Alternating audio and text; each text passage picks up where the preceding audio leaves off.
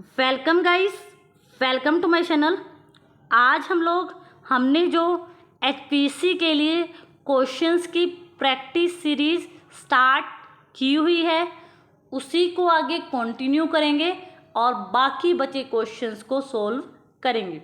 इससे पहले चैनल पर 9 से 10 वीडियोस प्रैक्टिस सेट की आ चुकी है। अगर आप हमारे चैनल पर नए जुड़े हैं तो आप हमारे एक बार चैनल की प्लेलिस्ट को विज़िट कीजिए, जहां पर आपको बहुत सारे इकोनॉमिक्स के previous year question paper solve मिल जाएंगे।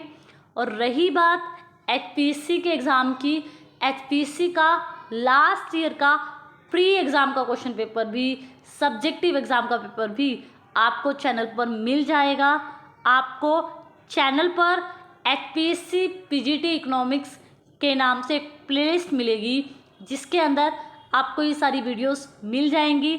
अभी जो हम रिसेंटली प्रैक्टिस सीरीज़ कर रहे हैं, ये वीडियोस भी मैं उसी में अपडेट करती हूँ, तो आप वहाँ जाकर इनको देख सकते हैं। आप हमारे टेलीग्राम चैनल से जुड़ना चाहें तो वहाँ भी जुड़ सकते हैं। टेलीग्राम चैनल का नेम भी इकोनॉमिक्स बाय डीडी है। जब ये प्रैक्टिस सेट पूरा हो जाएगा तब आपको मैं इसकी पीडीएफ भी वहाँ प्रोवाइड करा दूँगी। इसके अलावा अगर आपके पास भी कोई इकोनॉमिक्स का क्वेश्चन पेपर है या माइक्रो के क्वेश्चंस हैं, मैक्रो के क्वेश्चंस हैं और आप चाहते हो कि हम उन्हें सॉल्व करें, तो आप वो क्वेश्चन पेपर मुझे मेरी ईमेल आईडी economicsbydd पर मेल कर सकते हैं, ताकि जितने क्वेश्चन हम सॉल्व करेंगे उतना इकोनॉमिक्स की प्रैक्टिस इम्प्रूव होगी। इसके अलावा अगर आपको मेरी वीडियोस अच्छी लगती हैं, समझ आती हैं, तो आप मेरे चैनल को शेयर एंड सब्सक्राइब कर सकते हैं, क्योंकि इससे मुझे भी एक मोटिवेशन मिलता है कि आप लोगों को मेरा कंटेंट समझ आ रहा है। तो आज का हमारा क्वेश्चन, जो पहला क्वेश्चन रहेगा, क्वेश्चन नंबर 314 है। क्वेश्चन में क्या बोला गया है? What was the Robert Gibson observation in relating to price and quantity demanded, कि प्राइस और क्वांटिटी डिमांडेड के बारे में सर रॉबर्ट गिब्सन ने क्या ऑब्जर्व किया था। अब हमें पता है सर रॉबर्ट गिब्सन ने क्या बोला था कि प्राइस में और क्वांटिटी डिमांडेड में पॉजिटिव रिलेशन होता है, ना कि नेगेटिव रिलेशन। उनका मानना था कि लोग लग्जरी ज़िंदगी जीते हैं और जब कमोडिटीज़ का प्राइस ज़्यादा हो जाता है तब उनको परचेज़ करते हैं, ताकि सोसाइटी में वो एक स्टेटस दिखा सकें। तो इसीलिए यही बिहेवियर था जो उन्होंने ऑब्ज़र्व किया था, कि जैसे ही प्राइस बढ़ेगा वैसे ही क्वांटिटी डिमांडेड इंक्रीज होंगी। तो अब हम क्या देखते हैं कि ये वाला जो रिलेशनशिप है जो मैंने आपको समझाया, ये किस ऑप्शन में आपको गिवन है। अगर हम बात करें यहाँ पर ऑप्शंस की, ऑप्शंस में देखिए ऑप्शन नंबर बी में कि quantity a commodity whose price and quantity demanded vary in same direction, option number B आपका यहाँ राइट आंसर हो जाएगा। अगला क्वेश्चन देखिए, रिवील्ड प्रेफरेंस थ्योरी किस पर बेस है?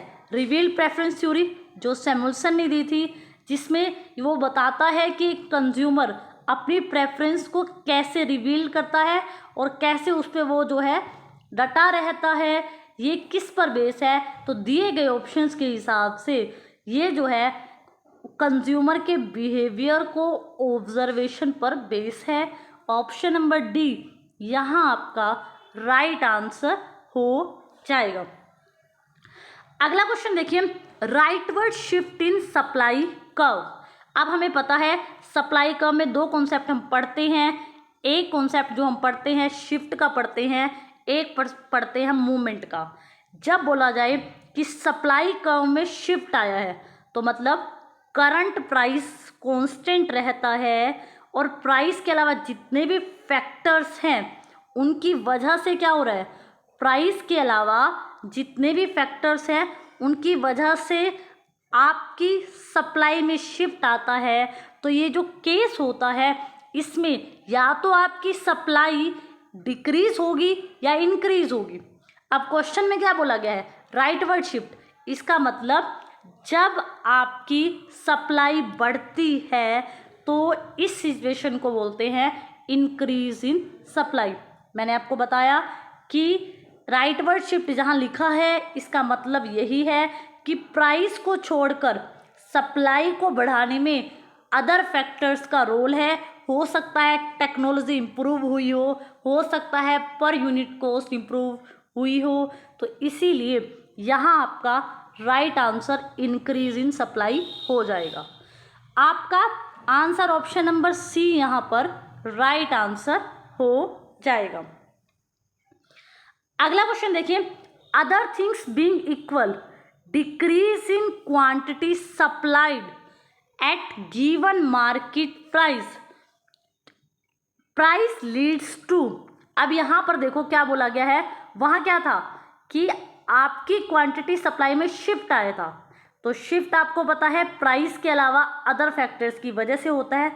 अब यहाँ पर क्या बोला है, अदर थिंग्स बीइंग इक्वल रहेंगे और क्वांटिटी सप्लाइड डिक्रीज हो गई है। इसका मतलब अब ये जो चेंज हुआ है ना, ये प्राइस में चेंज हुआ है जिसकी वजह से आपकी क्वांटिटी सप्लाई में क्या हुआ है, चेंज हुआ है। तो इसका मतलब ये केस है आपका मूवमेंट इन सप्लाई कर्व। अब क्वेश्चन पढ़ते हैं कि जब क्वांटिटी की जो आप सप्लाई कर रहे हो मार्केट के गिवन प्राइस पर गिर रही है, मार्केट में मान लो एक 5 रुपये प्राइस चल रहा है, इस 5 रुपये प्राइस पर पहले क्वांटिटी जो है पहले 40 बेची जा रही थी, अब इस गिवन प्राइस पर 20 क्वांटिटी को बेचा जा रहा है। इसका क्या मतलब हुआ, इसका मतलब ये हुआ ऐसा होने से गिवन प्राइस पर जब क्वांटिटी की सप्लाई कम होगी तो इसका मतलब है ऐसा होने से मार्केट में क्या हो जाएगा, प्राइस इंक्रीज हो जाएंगे, क्योंकि पहले इस 5 रुपये प्राइस पर 40 कमोडिटी को बेचा जा रहा था, अब सिर्फ 20 की सप्लाई की जा रही है। तो ऐसा होने पर एक तरफ प्राइस राइज होगा और प्राइस के राइज होने से कॉन्ट्रैक्शन हो जाएगा डिमांड का। ऑप्शन नंबर ए यहाँ आपका राइट आंसर हो जाएगा। अगला क्वेश्चन देखिए, other things being equal increase in supply. मैंने आपको कहा था जहाँ पर इंक्रीज शब्द आ जाए या डिक्रीज शब्द आ जाए तो वहाँ का मतलब है कि प्राइस के अलावा अदर फैक्टर्स की वजह से इंक्रीज होता है या डिक्रीज होता है। जहाँ पर क्वांटिटी सप्लाइड शब्द आ जाए तो इसका मतलब ये प्राइस में चेंज होने की वजह से सप्लाई में राइटवर्ड मूवमेंट होगा या मूवमेंट होगा अपवर्ड या डाउनवर्ड। तो यहाँ पर हमें देखते ही समझ आ गया कि इंक्रीज इन सप्लाई का कारण हमें ढूंढना है। तो इंक्रीज इन सप्लाई का कारण प्राइस तो नहीं हो सकता, इंक्रीज इन सप्लाई का कारण इनकम तो नहीं हो सकती, क्योंकि इनकम कंज्यूमर की बड़ी है, सप्लाई प्रोड्यूसर को करनी है। तो यहाँ पर हो सकता है इंक्रीज इसलिए हुई हो सप्लाई क्योंकि टेक्नोलॉजी में प्रोडक्ट की इम्प्रूवमेंट हुई है, इसीलिए ऑप्शन नंबर बी यहाँ आपका राइट आंसर हो जाएगा। अगला क्वेश्चन देखिए, when the market supply curve for a commodity is negatively slope. तो ये कौन सा केस है, क्वेश्चन में कह रहा है हमारा वैसे सप्लाई कर्व कैसा होता है, पॉजिटिवली स्लोप होता है, इधर प्राइस होता है इधर आपका क्वांटिटी होता है। लेकिन क्वेश्चन में क्या चेंज है, अब आपका क्वांटिटी सप्लाई जो है पॉजिटिवली शेप ना होकर उसकी शेप कैसी है, उसकी शेप इस तरह की है, आपका क्वांटिटी सप्लाई ऐसी है। तो वैसे हमारा क्वांटिटी सप्लाई ऐसा होता नहीं है, लेकिन अगर ऐसा है तो ये कौन सा केस है, ये जो है ये मल्टीपल जो सॉल्यूशन हम पढ़ते हैं, अनस्टेबल इक्विलिब्रियम आप पढ़ते हो ना, वोल्रस का जर्नल इक्विलिब्रियम में हम स्टेबल इक्विलिब्रियम भी पढ़ते हैं, अनस्टेबल इक्विलिब्रियम पढ़ते हैं, मल्टी इक्विलिब्रियम पढ़ते हैं। तो वहाँ ये सिचुएशन आपको देखने को मिलती है कि supply curve downward sloping, demand curve upward sloping.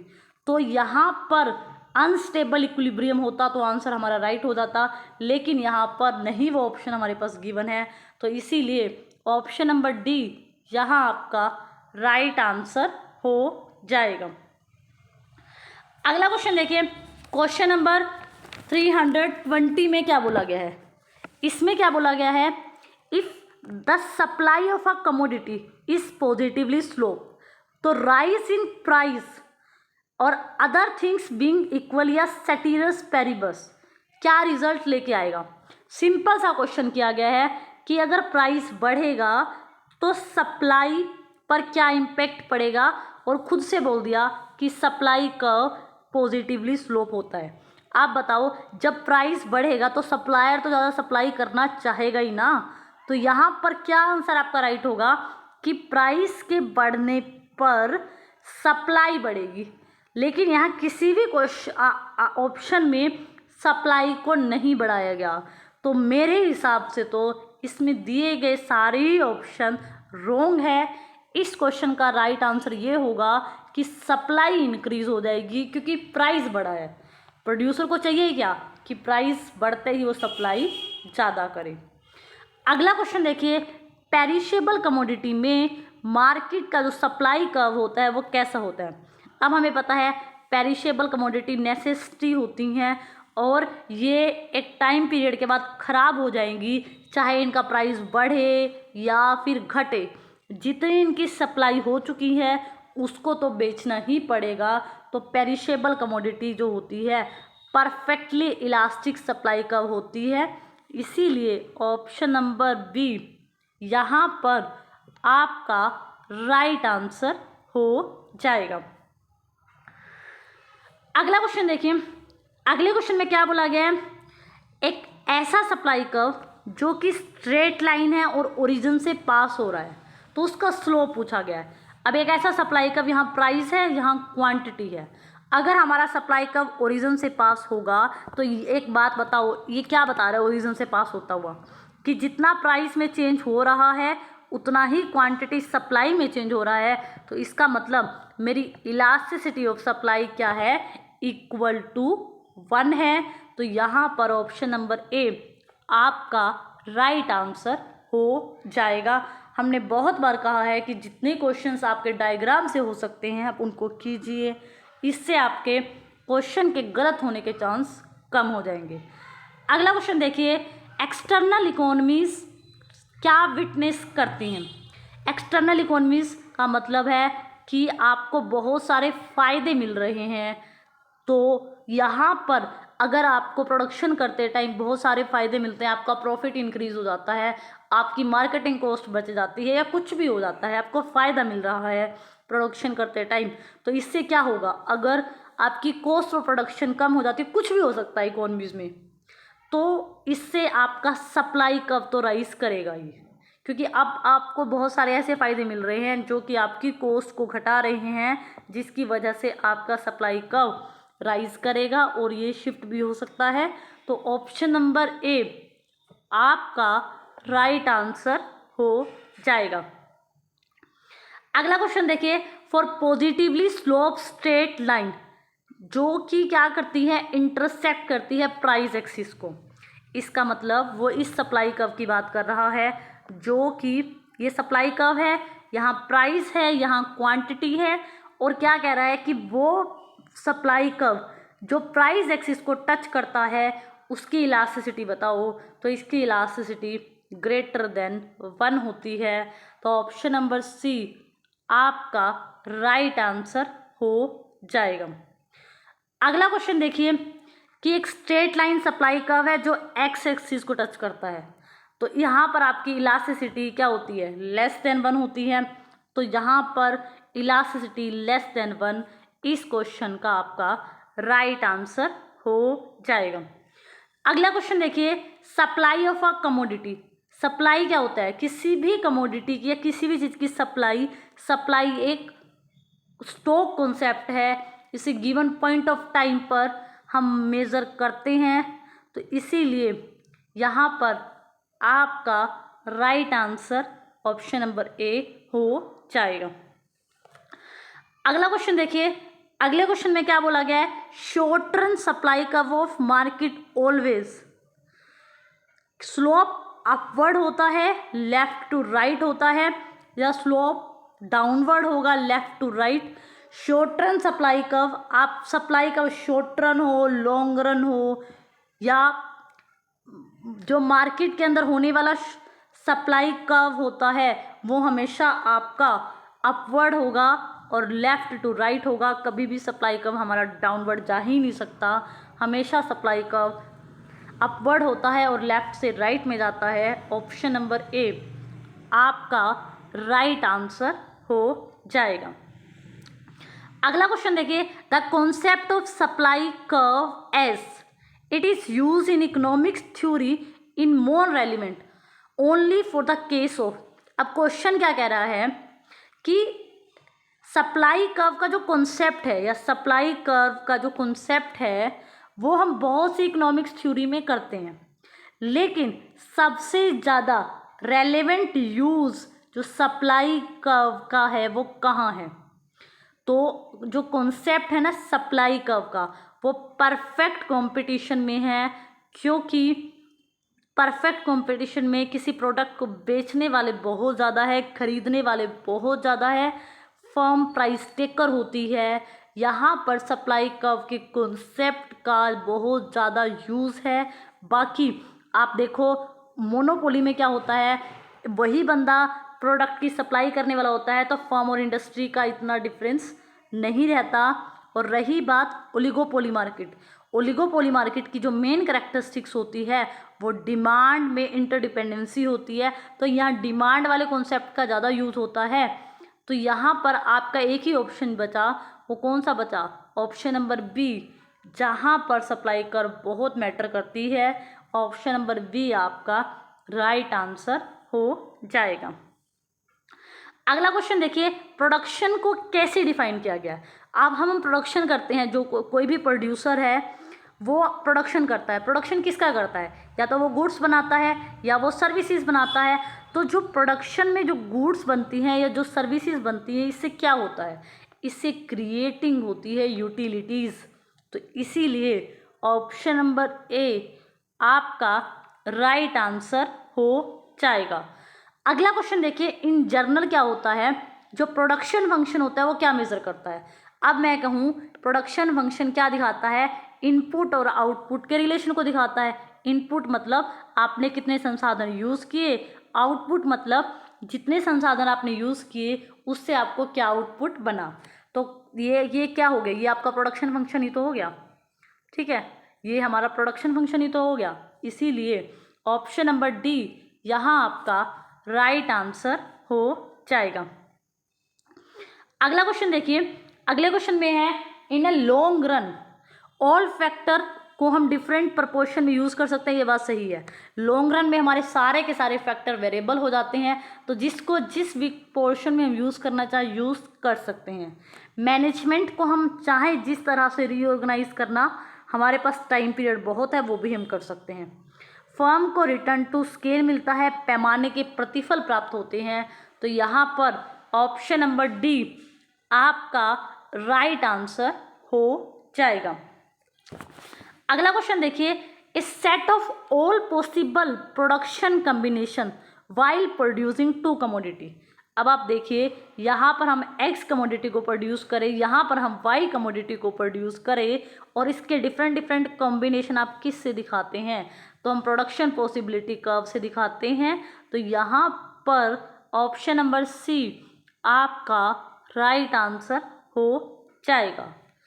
अगला क्वेश्चन देखिए, क्वेश्चन में क्या बोला गया है, इकोनॉमीज ऑफ स्केल का मतलब क्या होता है। इकोनॉमीज ऑफ स्केल पैमाने के प्रतिफल, इकोनॉमीज का मतलब आपको फ़ायदे मिल रहे हैं, इसका मतलब आपके प्रोडक्शन करने की जो कॉस्ट आ रही है वो कम आ रही है।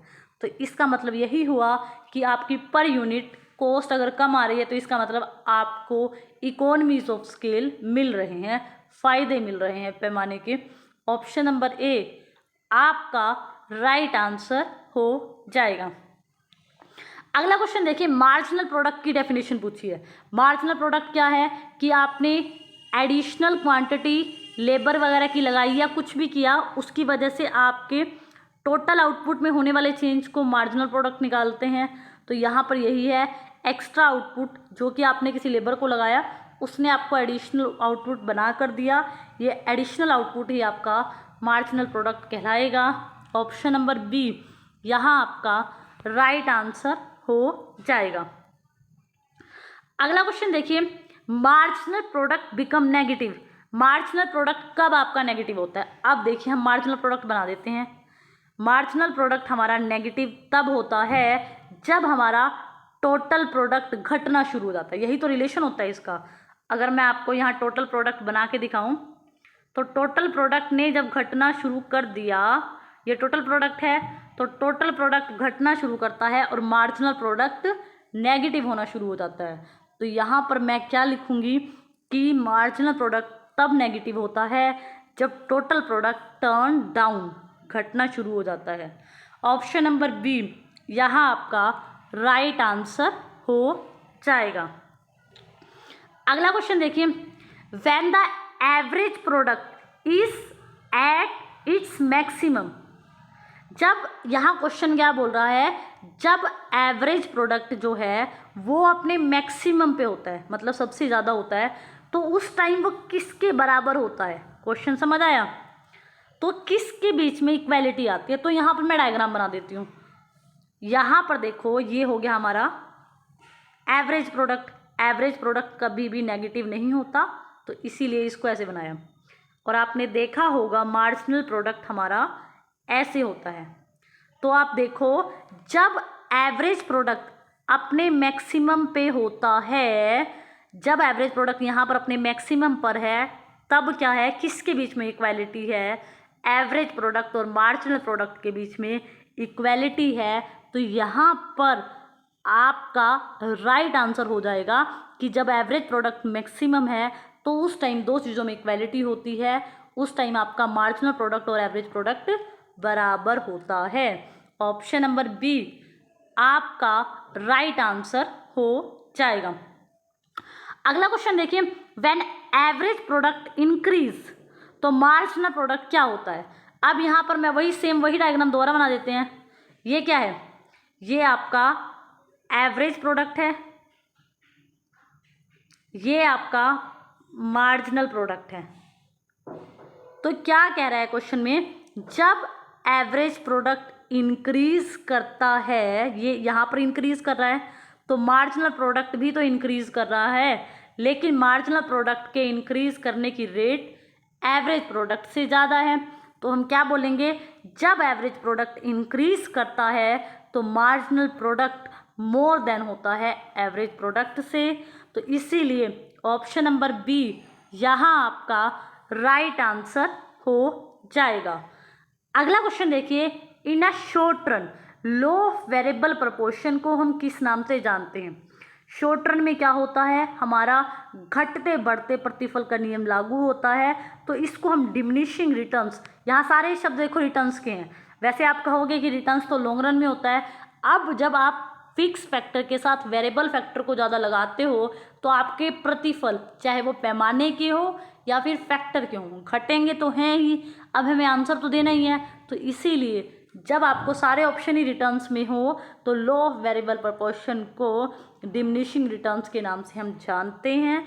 ऑप्शन नंबर बी आपका राइट आंसर हो जाएगा। अगला क्वेश्चन देखिए, अगले क्वेश्चन में क्या बोला है, इंक्रीजिंग रिटर्न जो होते हैं उसको आप कैसे एक्सप्लेन कर सकते हो कि जो बढ़ते प्रतिफल हैं हमारे, उनको अगर हमें एक्सप्लेन करना हो तो उसको हम कैसे एक्सप्लेन कर सकते हैं? इंक्रीजिंग रिटर्न का मतलब क्या हुआ कि आप जितना इनपुट लगा रहे हो उससे ज़्यादा आपको आउटपुट मिल रहा है। इसका मतलब तो यही हुआ ना कि हमें चाहे इंटरनली या फिर एक्सटर्नली काफ़ी सारी इकोनॉमीज प्राप्त हो रही हैं। ऑप्शन नंबर सी आपका राइट आंसर हो जाएगा।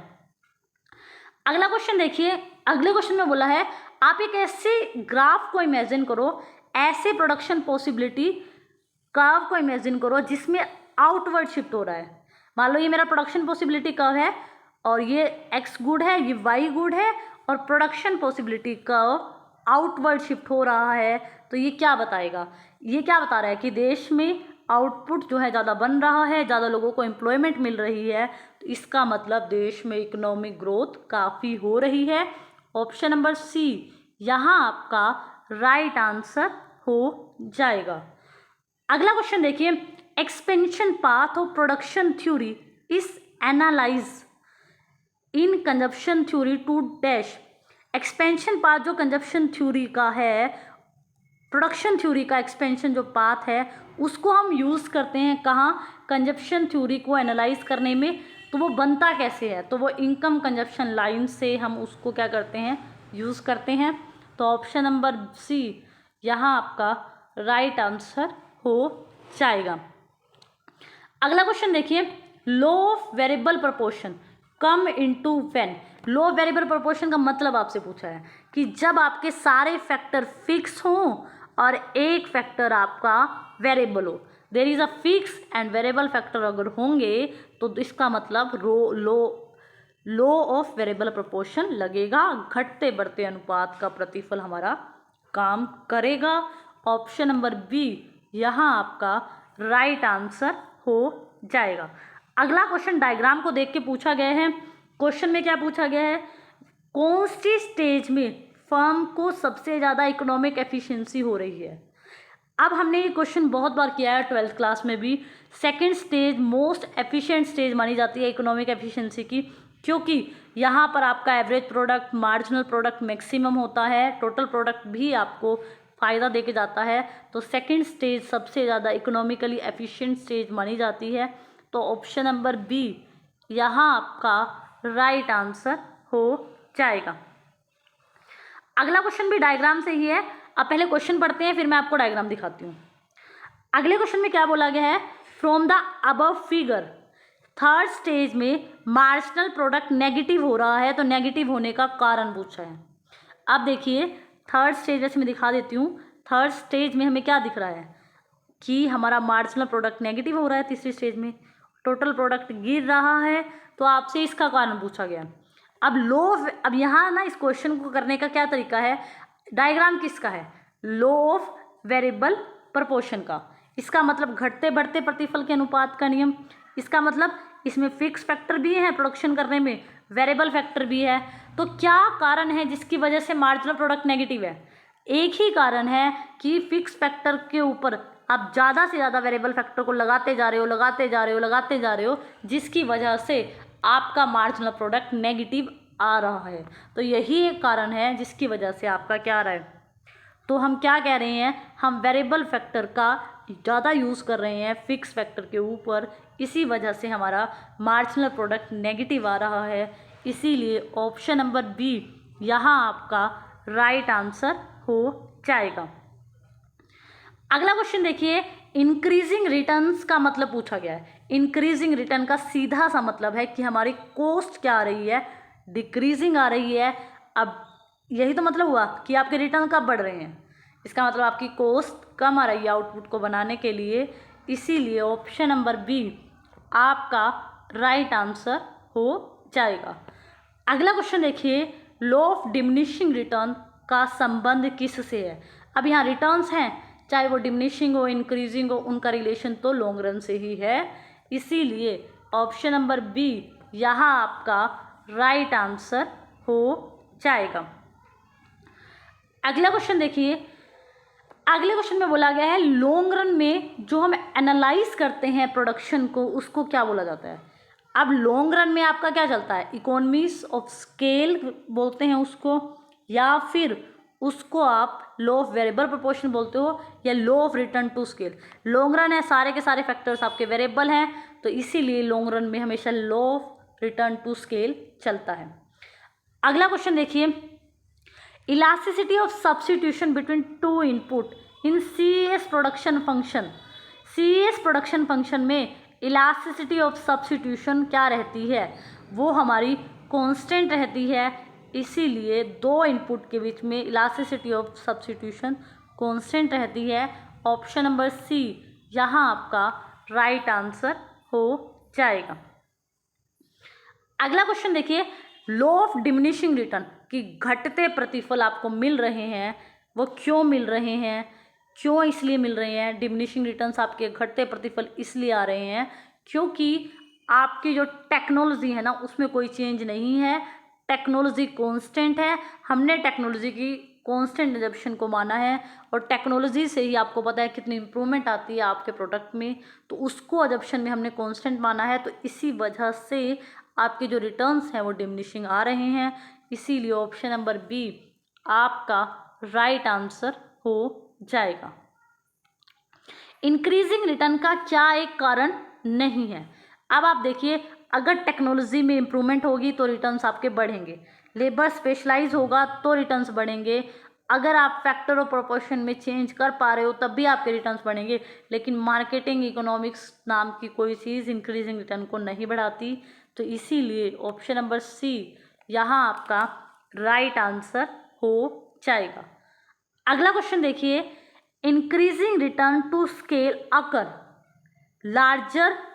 यहाँ क्वेश्चन क्या है, इंक्रीजिंग रिटर्न टू स्केल इसलिए हो रहे हैं क्योंकि लार्जर स्केल से ग्रेट स्पेशलाइजेशन हो रहा है और वेरियस फैक्टर में। ये स्टेटमेंट किसने दी, तो ये स्टेटमेंट देने वाला चैम्बरलिन था। ऑप्शन नंबर सी आपका राइट आंसर हो जाएगा। आइसोक्वांट होता क्या है, यहाँ आपसे पूछा गया है। इंडिफरेंस कर्व का नेम है, नहीं, इंडिफरेंस कर्व तो गुड्स के इक्विलिब्रियम को दिखाता है। यहाँ पर प्रोडक्शन का इंडिफरेंस कर्व को हम आइसोक्वांट कहते हैं, तो इसीलिए ऑप्शन नंबर बी यहाँ आपका राइट आंसर हो जाएगा। अगला क्वेश्चन देखिए, law of increasing return is only applicable in agriculture. ये किसने बात बोली कि इंक्रीजिंग रिटर्न जो है एप्लीकेबल होते हैं एग्रीकल्चर में? अकॉर्डिंग टू क्लासिकल्स ने बोला, मॉडर्न इकोनॉमिक्स ने बोला। ये क्वेश्चन आपके लिए है, आपको ये बताना है कि एग्रीकल्चर में लॉ ऑफ इंक्रीजिंग रिटर्न होता है, ये किन्होंने बोला। अगला क्वेश्चन और आज का लास्ट क्वेश्चन हमारा रहेगा ये कि इफ़ द क्वांटिटी हम इंक्रीज कर दे लेबर की बाय 1 यूनिट, लेबर की क्वांटिटी को हम इंक्रीज कर दे 1 यूनिट से, और कैपिटल की क्वांटिटी को हम 2 यूनिट से घटा दें, तो marginal rate of technical substitution labour और कैपिटल के बीच में आपसे पूछा है।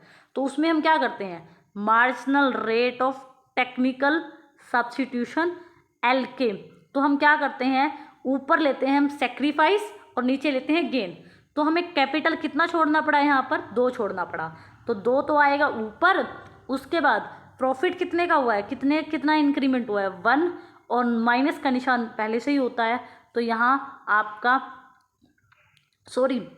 तो यहाँ पर 2/1, तो आपका माइनस का नहीं आएगा, तो यहाँ पर माइनस, यहाँ पर आपके पास ऑप्शन में नहीं है, तो ऑप्शन नंबर बी आपका यहाँ राइट आंसर हो जाएगा। आज हमारे 354 क्वेश्चंस हो चुके हैं। बाकी बचे क्वेश्चंस को हम 2 या 3 वीडियोस में माइक्रो इकोनॉमिक्स के जितने क्वेश्चन पेपर्स या जितने क्वेश्चन मेरे पास हैं सारे हम कर लेंगे। आपके पास भी अगर क्वेश्चंस हैं, आप चाहते हो कि हम सब उसकी प्रैक्टिस करें, तो आप मुझे मेरी email ID economicsbydd पर मेल कर सकते हैं। आपको वीडियो अच्छी लगी हो तो प्लीज़ मेरे चैनल को लाइक करना, शेयर एंड सब्सक्राइब करना। Thank you so much for watching this.